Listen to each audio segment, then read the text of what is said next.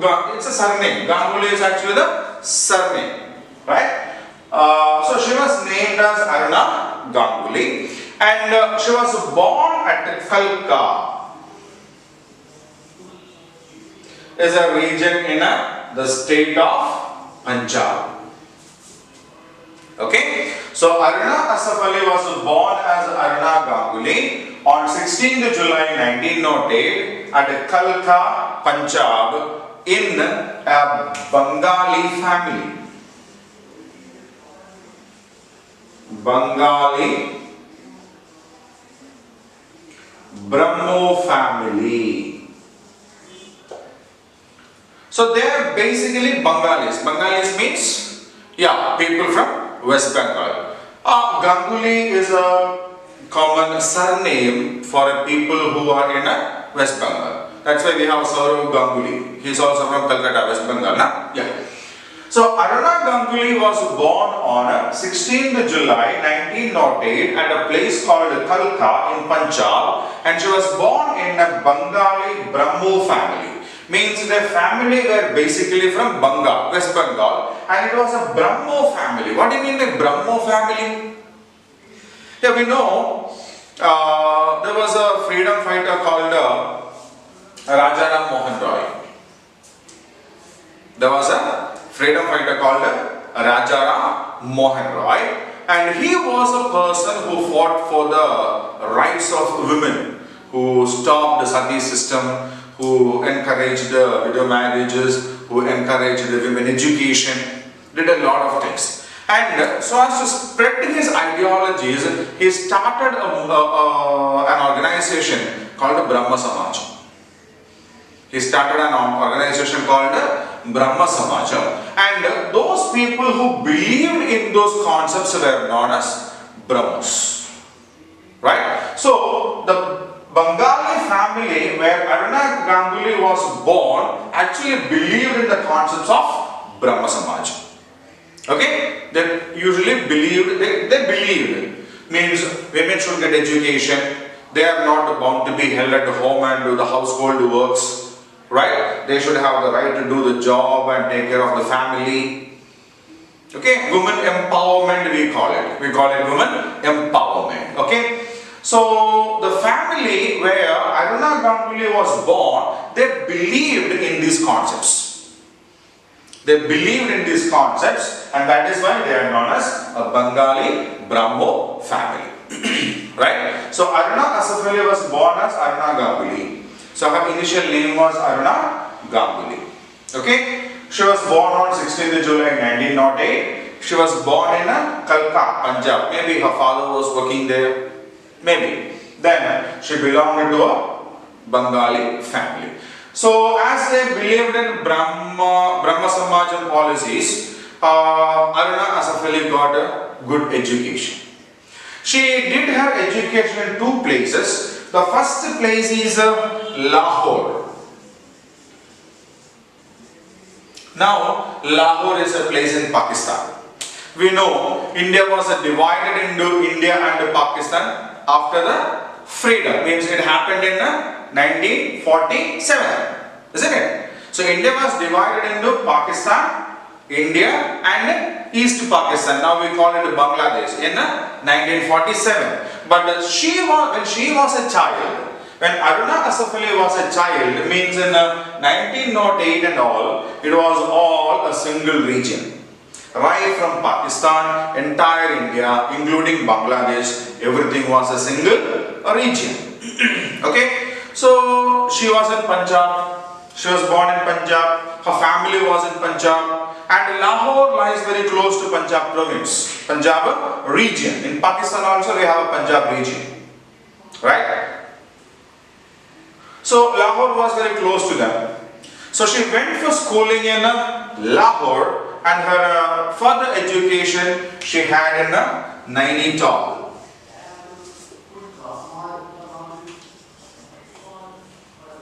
Right? She had in Nainital. So what is Nainital? Yeah, Tal in Hindi means lake. Okay? So in Uttarakhand there is a region called a lake. which is actually given as an offering for a goddess called Naini. So the lake of goddess Naini is what is called as Nainital. It is a place actually. It's a valley. It's a very beautiful place, and obviously a most important tourist attraction also. A very important tourist attraction in that region, especially North India. Okay, a lot of people go there as a tourism purpose, and there are good number of schools also, educational institutions also, from long ago itself. So as such, she had her education in Lahore, which is now in Pakistan, and in Nainital, which is in Uttarakhand. Okay, so after completing her education, she started to work as a teacher in a school in West Bengal, Calcutta. Okay, earlier it was called Calcutta, now it is known as Kolkata. Okay, so earlier it was known as Calcutta, like our Culcutta. Now it is known as Kolkata.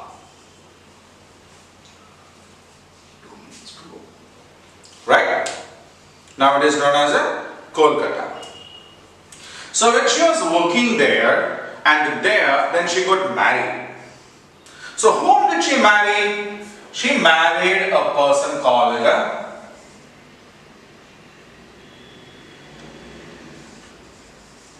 Asaf Ali. She married a person called Asaf Ali, and she married Asaf Ali in 1928. So she was born at 1908 and she got married at 1928, means she was just 20 years old at that time. She was just 20 years old. So Asaf Ali was an active member in Indian National Congress. She was an active, Asaf Ali, he was active in the Indian National Congress.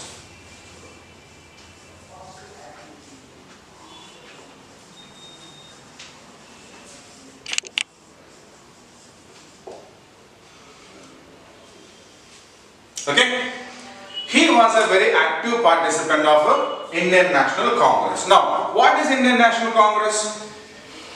Indian National Congress was an association which was organized for the purpose of getting our freedom. Okay, different kinds of movements were happening in different parts of India, but they were not joined. Some people are fighting here, some people are fighting there, some people are fighting elsewhere. So Indian National Congress was actually formed in 1885. Okay, and the purpose of this organization was nothing else but to bring all the fighters on a common platform. They will have some understanding in among them.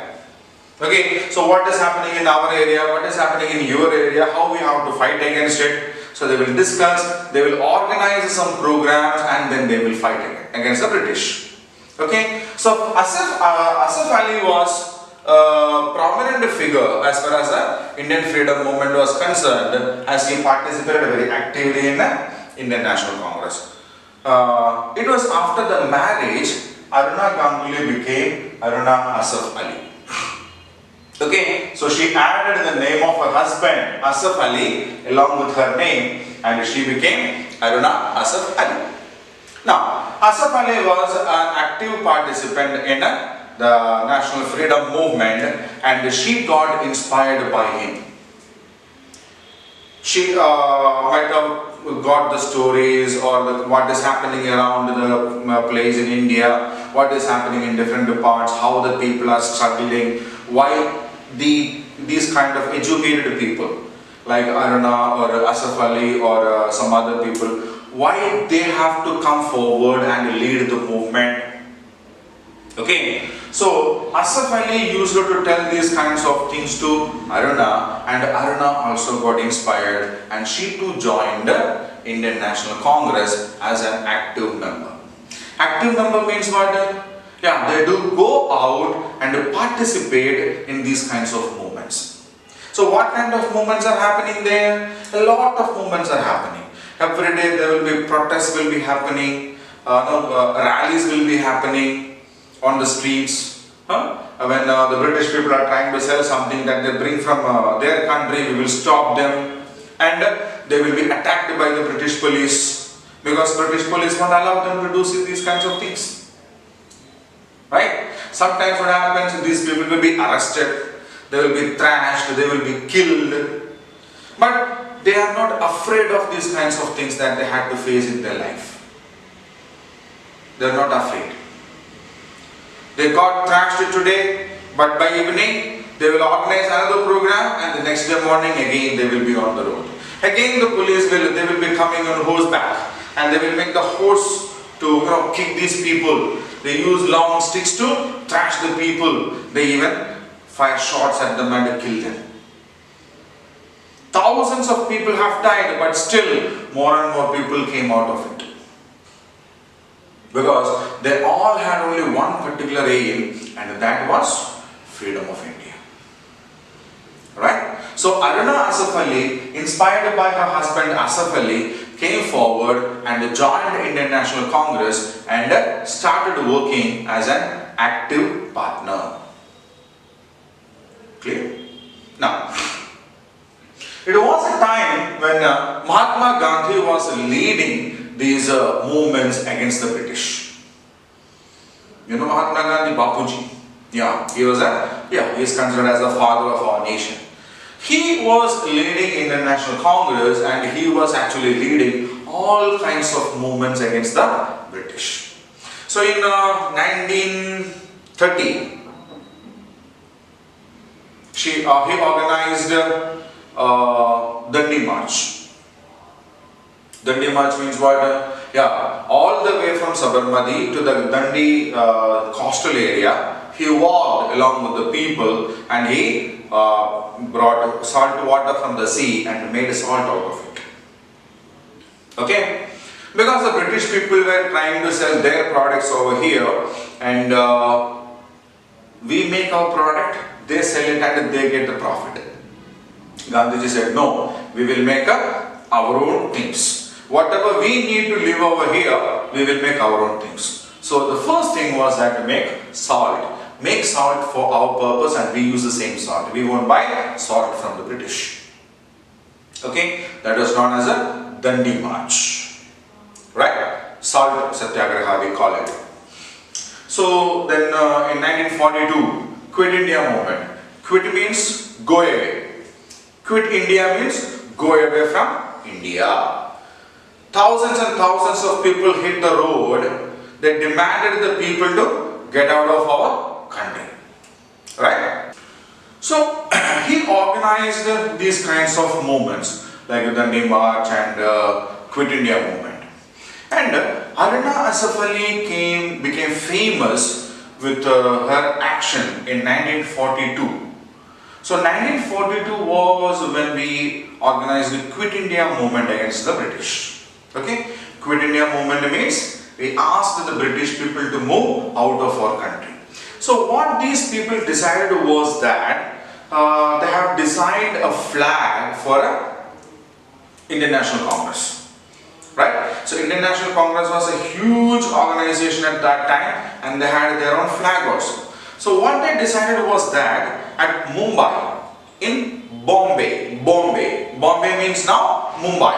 It's changed. The name is changed into Mumbai. Okay. Now in Bombay, they will hoist the flag of Indian National Congress. So at that time, it was a big crime kind of a thing. The British people will never allow these kinds of things to happen anywhere in India. They won't allow. If you say Vande Mataram or Bharat Mata Ki Jai, they will thrash you like anything. They will thrash you out. Then, if you hoist our flag, what will happen? What will happen?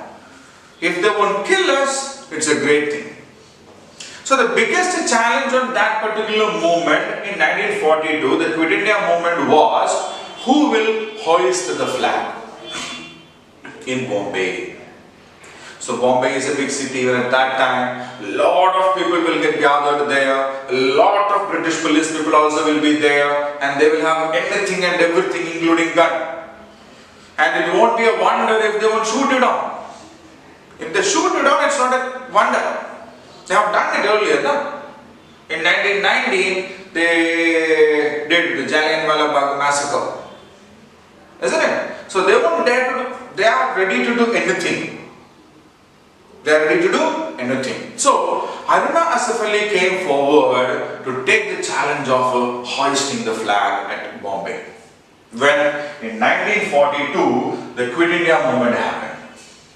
In 1942, when the Quit India movement was happening in India, Haruna Asaf Ali hoisted the flag of Indian National Congress at Bombay, and she became a heroine.